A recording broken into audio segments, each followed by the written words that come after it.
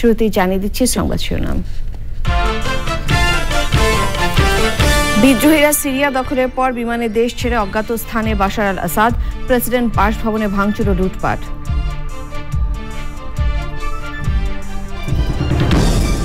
মিথ্যা কলঙ্কের সম্প্রীতি নষ্ট করা যাবে না, বিএনপির হুঁশিয়ারি। আগরতলায় বাংলাদেশ মিশনে হামলায় ভারতীয় হাইকমিশনের প্রতিবাদ লিবি। সব প্রক্রিয়া শেষে শেখ হাসিনাকে আনতে ভারতের কাছে প্রস্তাব দেওয়া হবে, জানালো প্রেস উইং। নির্বাচনের তারিখ প্রধান উপদেষ্টাই ঘোষণা করবেন।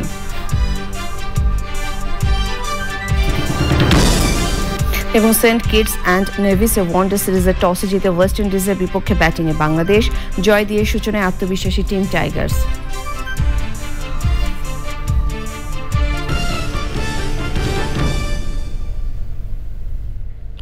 সংবাদ শিরোনামগুলো জানাচ্ছিলাম। এখনকার এই সংবাদ আয়োজন একই সঙ্গে চ্যানেল এবং চ্যানেলের ওটিটি প্ল্যাটফর্ম আইস্ক্রিনের লাইভ স্ট্রিম হচ্ছে।